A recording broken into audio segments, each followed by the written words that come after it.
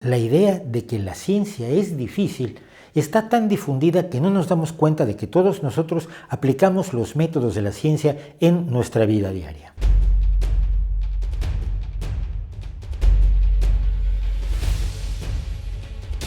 Quizás la culpa sea de las matemáticas, ya sea por deficiencias en nuestros sistemas educativos o por alguna cuestión inherente al común de los seres humanos, cosa que niegan los matemáticos. Para la mayoría de nosotros resulta difícil manejar el nivel de abstracción matemática necesario a niveles por encima de la trigonometría y la geometría analítica. Y este rechazo a una asignatura que consideramos difícil se ha trasladado hacia toda la actividad científica porque, en mayor o menor medida, la ciencia utiliza como lenguaje precisamente las matemáticas. La conclusión a la que llegan muchas personas es que la ciencia es en sí una práctica difícil y los científicos son personajes que hablan en un idioma poco comprensible para la mayoría de nosotros. Aunque por otro lado lo mismo se podría decir del fútbol de alto nivel, de su práctica y de su lenguaje especializado. Pero en realidad las bases de la ciencia son algo que usamos día a día todos nosotros. Aplicamos sus métodos, razonamientos y procedimientos para enfrentar el mundo que nos rodea y superar sus desafíos. Ciertamente no podemos aspirar al premio Nobel, pero también podemos jugar al fútbol sin aspirar al Balón de Oro. La ciencia no es sino un método de adquirir conocimiento sobre el mundo que nos rodea y no ha sido en modo alguno el único empleado por el ser humano. Para entender su valor vale la pena recordar que el método científico sustituyó las intuiciones de la escolástica, que consideraba verdad a modo de dogma cuanto hubieran dicho o escrito los clásicos griegos y la Biblia, y pretendía llegar al conocimiento solamente mediante un razonamiento intuitivo apoyado en la autoridad de los grandes autores y en las verdades aceptadas. Así, una pregunta como ¿cuántas patas tiene una mosca? Se resolvería antes del método científico, es decir, antes del Renacimiento, buscando fuentes de autoridad que mencionaran este dato. Así daríamos con la famosa afirmación de Aristóteles de que las moscas tienen 4 patas. Hay que aclarar que en otros textos Aristóteles dice que tienen 6. Si encontráramos algún otro autor que dijera lo contrario, deberíamos razonar dialécticamente, acudir a nuestra intuición o sentido común y a la lógica para resolver la contradicción. Pero como ningún autor decía lo contrario, la humanidad occidental vivió cientos y cientos de años afirmando que las moscas tenían 4 patas.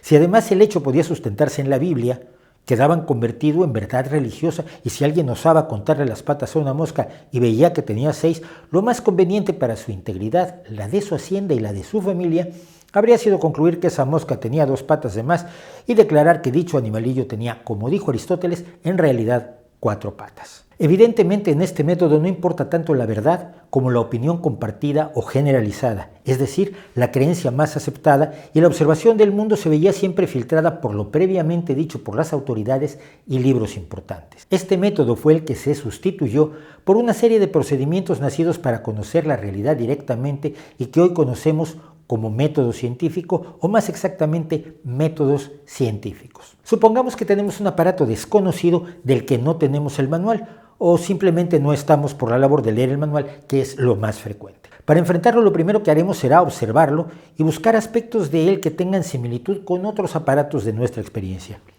Si tiene un botón con un círculo y una línea vertical, lo reconoceremos como un interruptor de alimentación y podremos concluir con cierta certeza que con él podemos encender o apagar el aparato. Veremos si tiene compartimiento para pilas y en caso afirmativo comprobaremos que estén en buenas condiciones, o bien si tiene cable de alimentación y si está enchufado correctamente. Con base en esas observaciones podemos emitir una conjetura razonable, una hipótesis, que al pulsar el interruptor el aparato se encenderá. A continuación podemos poner a prueba nuestra hipótesis o experimentar. Pulsamos el botón y vemos qué pasa. Si se enciende, podemos concluir que efectivamente ese botón es el de encendido y sobre todo podemos predecir que en el futuro pulsarlo alternará al aparato entre los estados de encendido y apagado si todos los demás elementos se mantienen iguales. Todo ello es, sin más, ciencia pura.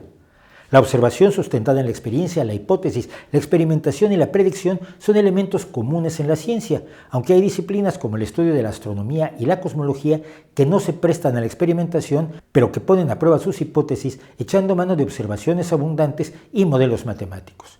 Pero ni siquiera en el pasado los seres humanos se atuvieron a métodos no científicos. Así, aunque la actividad agrícola o ganadera podrían tener elementos no científicos, la experiencia pasada y la observación de los hechos eran fundamentales, ya que de ellos dependía la supervivencia del grupo. La astronomía, la botánica y la genética tienen sus fundamentos en las labores humanas destinadas a la alimentación. Definir las cuestiones, obtener información sobre ellas mediante la observación directa o indirecta, crear hipótesis, experimentar, analizar e interpretar los resultados, hacer nuevas observaciones para confirmar o desechar las hipótesis y reiniciar el ciclo a la luz de los nuevos conocimientos, no es sino lo que hacen los científicos en todos los laboratorios del mundo. Es lo que hacemos al aplicar nuestro conocimiento en la cocina, en la conducción de autos o en el aprendizaje de nuevas habilidades y capacidades para nuestra vida. Es precisamente por ello, porque es un método adecuado que nos permite obtener conocimientos certeros, que el método científico funciona efectivamente para ir conociendo nuestro mundo. Eso que hacemos todos. Las conclusiones a las que llegan los científicos, sobre todo cuando son en extremo revolucionarias, son puestas a prueba por otros científicos. Es por ello que los artículos o papers científicos son tan tremendamente detallados en cuanto a los pasos dados. Se trata de que su experiencia pueda ser repetida o replicada por cualquiera que lo desee, porque pese al cuidado que se pueda tener, cualquiera de nosotros, científico o no, puede hacer una observación equivocada, un experimento no válido o interpretar incorrectamente los datos. Pero al ser una labor colectiva, la ciencia, como ninguna otra disciplina, está sujeta a su constante autocorrección y afinación por parte de las demás personas que se ocupan de su estudio, algo que sin duda a veces convendría que ocurriera en otras facetas de nuestra vida.